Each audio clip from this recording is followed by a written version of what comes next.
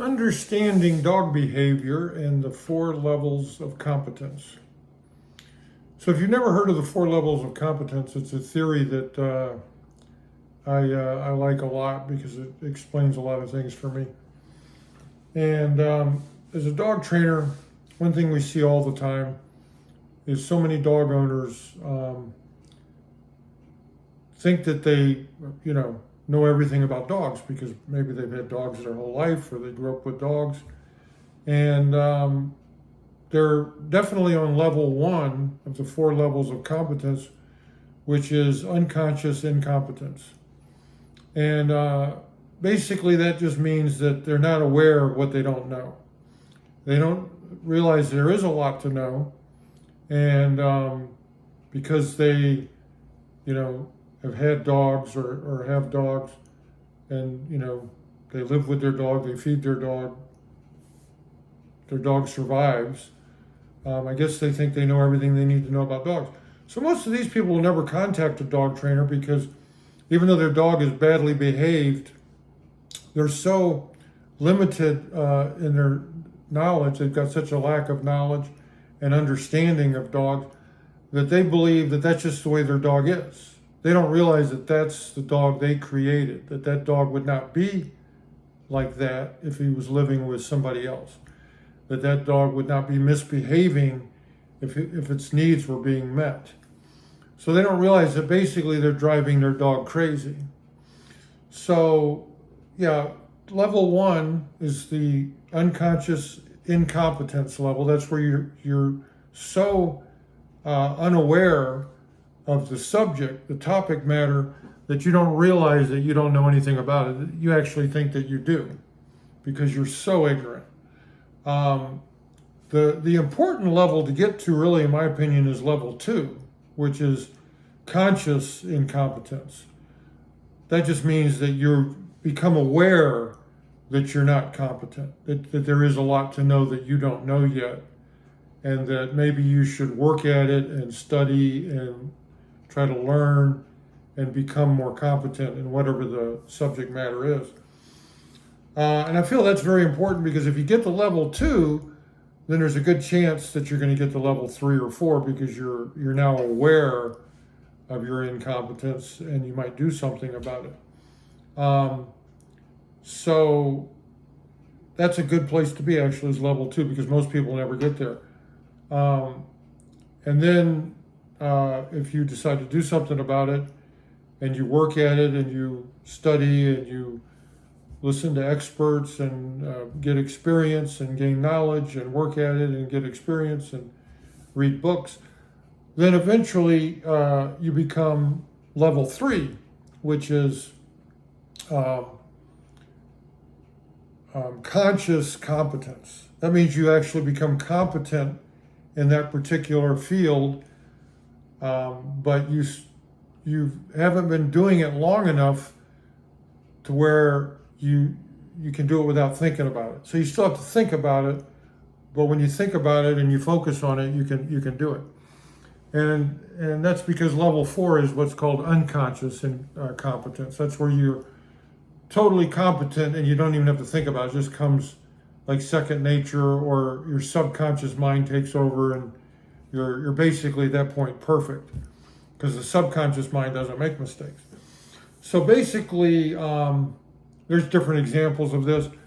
There's such a lack of intellectual curiosity in the world. It's a sad thing that I think many people never get out of level 1 in anything, which is hard to believe because you think you'd get good at something.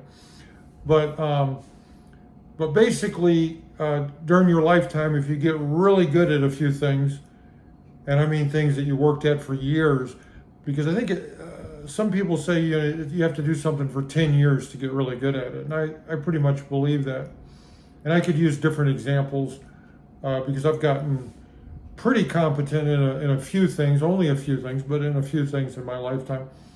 If I think back to playing basketball, it wasn't until after I'd played basketball for at least 10 years probably, and had lots of success at different levels of basketball, that I got to the point where I feel like I would have been in level 4. And level 4 is where you almost don't even have to look at the basket because you know where it is, and you sort of get in a zen zone, and you know as soon as you let the ball go, it's going to go in. You don't even have to think about it. You don't aim, you don't look at the basket. It's just a flow, and it just goes in. And I played poker for 20 years. I was a victim of the poker boom, like everybody else. Back in the early 2000s, like everybody else, I started watching poker on TV. And, then I started playing on the internet, and went to a casino and started playing live, and bought a bunch of poker books and started reading poker books. And, like everybody else, when I started out, I was so bad, and so I had a lot of room for improvement. So after a few years, I thought I was pretty good. I'd read many poker books. I'd had some success and played live, played online, millions of hands online or thousands of hands online, whatever. And then after a few more years, I was so much better that I realized, well, after 3 or 4 years, I thought I was pretty good, but I wasn't, because now, a couple of years later, I'm so much better than I was after and you just keep improving, and then, maybe after 10 years, you're actually good. But, and that's only if you have some sort of talent for the game, because most people will never be any good. But when it refers to dog training or dog behavior or living with dogs, which I feel is the important thing, more so than dog training, it's very similar. I see famous dog trainers even that are evolving right now as we speak. On YouTube, famous dog trainers. I won't mention any names, but there's one in particular that I like, who's finally coming around to the truth, and maybe he's known it even longer, but he's now confident enough to actually say it more. He's not there 100% yet, at least as far as what he's saying. He may know it 100% and not be, because the truth is that dog training is pretty unimportant. Most of the dog, and I'm talking about just for pet dogs, for regular people, the average dog owner that's having problems with their dog. Because most people don't hire a dog trainer to get the dog to sit. Most people hire a dog trainer because they're having problems. The dog's biting people, the dog's barking all the time, the dog's driving them crazy, and they're about to, want to get rid of the dog. So we're talking about behavior problems mostly, more than just obedience. And of course, lack of obedience. And basically, this particular dog trainer, for example, and he's been doing this for 20 years, probably at least, and is very good at his craft. But he's coming around to the realization that training the dog in this situation I'm talking about with pet dogs is pretty much a waste of time. What's really important is training the human, because most of these dogs with behavior problems would be perfectly fine if they were living with a human that knew what they were doing, that knew how to communicate with the dog, that knew how to meet the dog's needs, and knew how to give the dog some leadership, and knew how to not drive their dog crazy. Not on purpose. They love their dog, but they just don't know what they don't know. And anybody that understands dogs can go to any suburb full of dogs in America and just see and just hear from the barking and the way the barking sounds. Half the dogs in the neighborhood are virtually, somewhere in between insane and unhappy.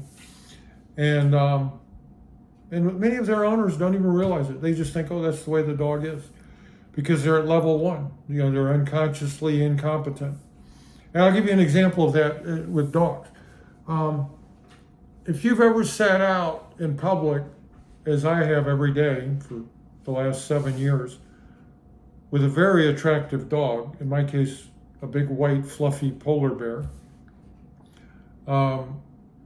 everybody wants to, pet your dog, meet your dog, talk to your dog, do all the things that they shouldn't do because they don't have a clue. And they're all dog lovers and they're all dog owners, and most of them have dogs and probably have had dogs most of their lives and think that they know all about dogs. And none of them have a faintest clue even how to meet a dog, or whether they should even meet a dog that doesn't know them. And I've made videos about this, so I'm not going to go too much into that.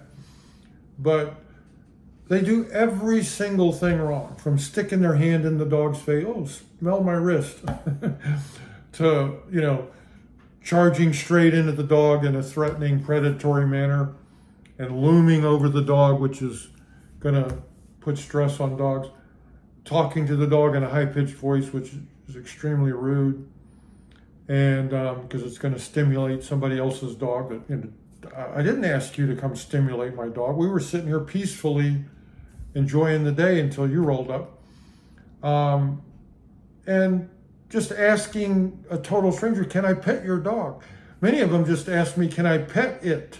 And I go, no, you cannot pet it.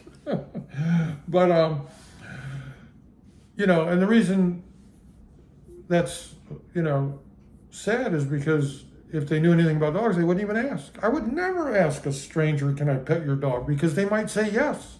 And as much as I love dogs, that's why I don't want to pet it, because I know it's not good for the dog. So I respect what's good for the dog, and I'll just admire it from over here and not try to get my 20 seconds of jollies, my self-gratification, my selfish self-gratification for 10 seconds with some dog that I'm never going to even see again and never met, just because I want some endorphin release real quick that's going to help destroy this dog and his relationship with his human. They don't know anything about any of this stuff. And they've had dogs for their whole lives. So it's, the 4 levels of competence that explains a whole lot in life, not just in dogs. Level 1, unconscious incompetence. They have no clue that they have no clue. Number 2, level 2, conscious incompetence. That's a great step, because now you're aware that you need to learn. And then if you work at it, you get to level 3, which is conscious competence, which is competence, but you have to think about it. And then level 4 is your subconscious mind takes over. You're unconsciously competent. You don't even have to think about what you're doing.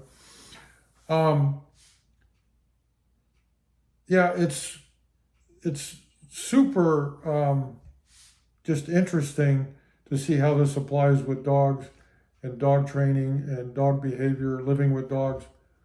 And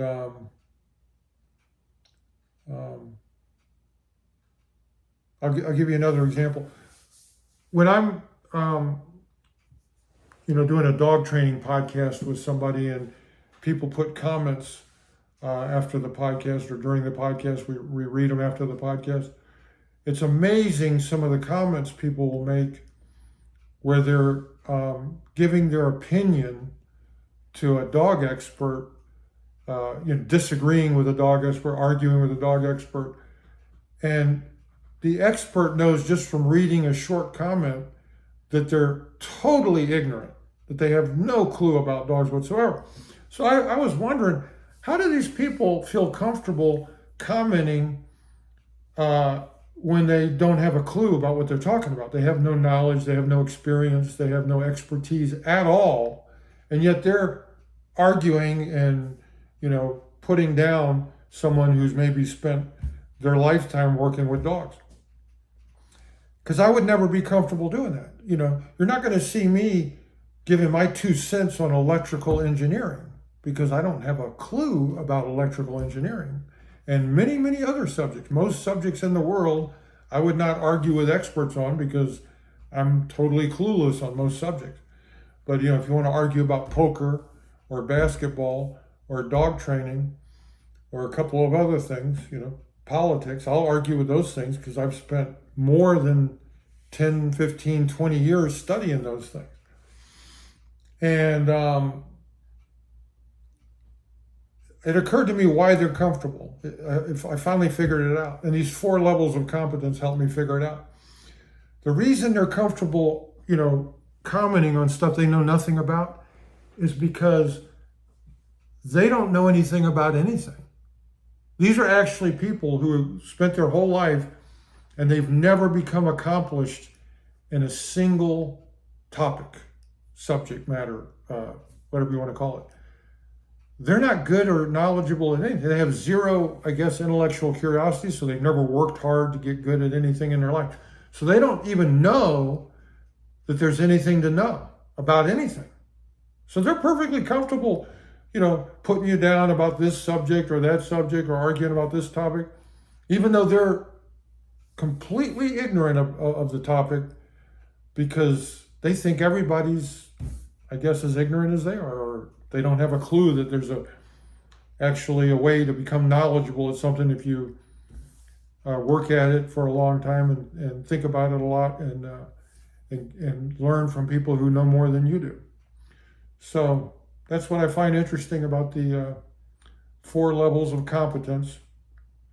And I wish we would get some knowledge out to the average dog owner so they could realize that their dog doesn't have to be like that. And maybe they should try to get some help from somebody who knows what they're doing so their dog can be a little more content.